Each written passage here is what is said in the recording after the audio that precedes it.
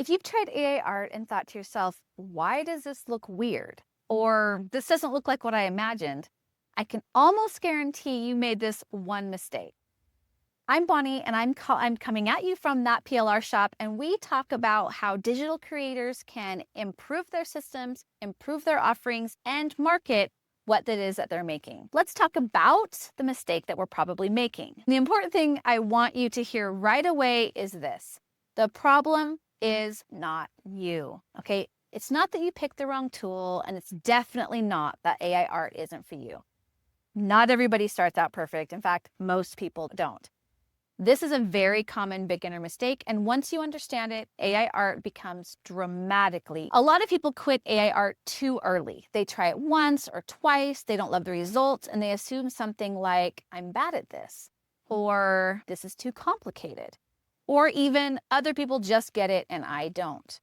But that's not what's happening. What's actually happening is that the AI is being given unclear instructions, and then it's doing exactly what it was told to do, just not what you meant.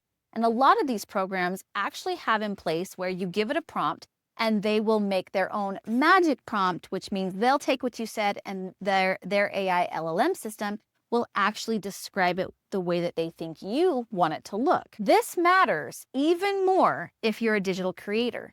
If you're making things like journals, planners, printables, clip art, stickers, social graphics, or any kind of digital product, AI art can save you hours of time. I run ads for clients in my other life, and I use a lot of social media looking items that I get from AI art programs. And if they don't look right, they won't sell. But using AI art helps me save a lot of time.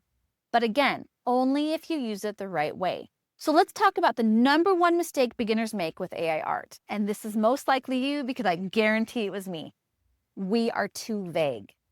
People type very short, very general prompts like cute fall illustration or aesthetic flowers or dog art. And let me pause really quick to say that while I believe keeping it extremely simple is what is going to help you be more successful with your prompts, sometimes too simple can be actually toxic for your prompting style. So like I said, dog art, okay, that's too vague. What kind of a dog? What kind of art? Are you looking for cartoon style? We're going to get into that. And then when they get these vague results, they're disappointed when the image doesn't match what they had pictured in their head. And if you've never used an AI art program before, or you have used it, but you've kind of been all over the place with your style, the program hasn't learned what it is you're expecting. The AI can't even see what it is you're imagining. Can you believe that? I don't care what they have going on out there. The AI cannot read your mind. This isn't your spouse. This isn't your boyfriend or girlfriend. This isn't even your best friend. They cannot read your mind. They don't know what it is that you want when you put in a prompt like dog art. AI is not creative in the human sense, okay? It doesn't fill in the emotional gaps. It doesn't know your taste or your brand, and it doesn't know what you want when you say something like okay or yes, right? It follows instructions. So when your instructions are vague, the AI is left to guess. And guessing is what leads to images that feel off, strange, or just not usable. Has anybody seen the one where the lady has like 6 fingers on 4 hands and it's supposed to be an image for a perfume ad? It's a little crazy. This mistake usually shows up in 3 ways.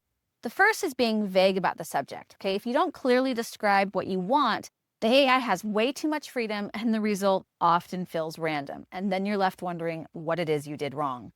The second issue is not choosing a style, okay? Style is one of the most important parts of AI art, especially for digital products. Without a style, the AI has no creative direction. That's why 2 people can type something similar and get completely different results. For instance, are you looking for watercolor? Are you looking for photorealism? I'm going to show you in the next video my favorite tool to help keep the guesswork down and to help with prompting so that your prompting actually can be a little bit more vague and the program will still do what it is that you're looking for. The third issue is expecting perfection on the very first try. This is like telling your kindergartner that they have to create a perfect watercolor. This one is huge. AI art is iterative. You generate an image, you look at it, you tweak the prompt, and you generate again. Expecting perfection on the first image is kind of like expecting the first draft of something to be final.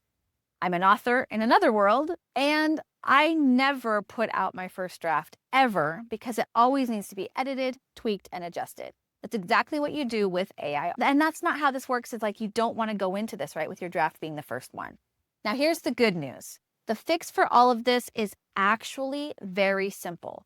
You don't need longer prompts, you don't need advanced settings, and you don't need to understand every tool out there, okay? Really, here at this channel, we're going to be talking about how to use different tools, which I've talked about before, Midjourney, Ideogram, and Artistly. Those are the three of my favorites. I like Gemini, I like some of the other ones, but my favorites are those three, and there's reasons why. But to keep going here, what you need are just clearer instructions. So I want you to think of beginner prompts as having three simple parts, okay? First, what is it? Describe the subject clearly. You're looking for your noun, right? Not just fall illustration, but maybe something like a cozy fall illustration of a stack of books and a coffee mug. That's a lot, okay? The second would be pick a style. Just one style is enough. You can go with watercolor, hand-drawn, minimalist, cozy illustration, flat clip art. What this does is it gives the AI a direction. As we saw in my first example from where we were talking about describe the subject clearly, a cozy fall illustration of a stack. So we talked about the illustration. If we took that out, we could say a cozy fall picture. We can replace illustration with any type of style.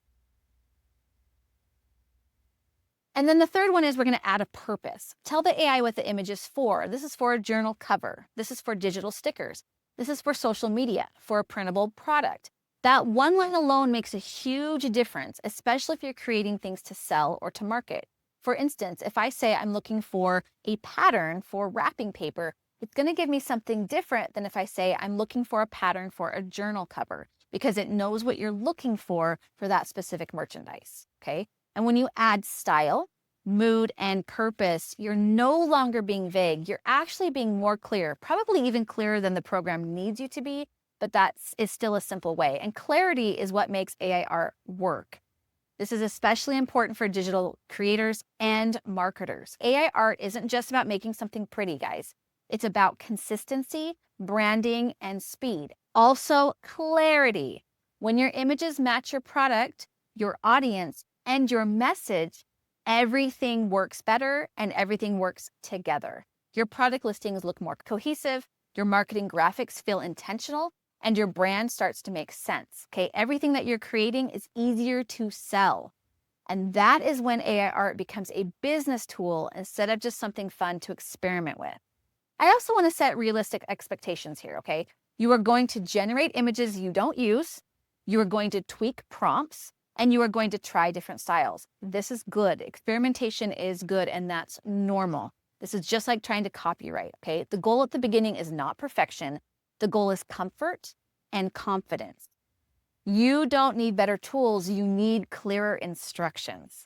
You do. You can do this, okay? To make this easier, I've put together a 100 free AI art bundle. These are ready-made examples of AI art that actually work, so you can see what good results look like and how they're used in real digital products. So when you download the free bundle below, I've got it linked down below, and use it as a reference point instead of starting from a blank page, it will help you as you create your products, your digital products, or using them in your marketing efforts.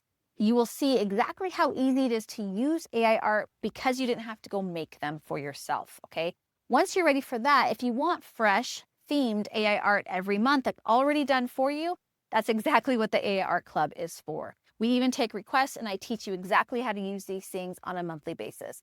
Everything is linked below, you guys. In the next video, again, I'm going to walk you through creating your first AI art image step by step without overthinking it. We're going to be talking about different programs coming up, as well as who my favorite is with the programs and why I like them. If AI art has felt confusing or intimidating before, you are exactly where you need to be. Grab the free bundle, subscribe, and I'll see you guys in the next video.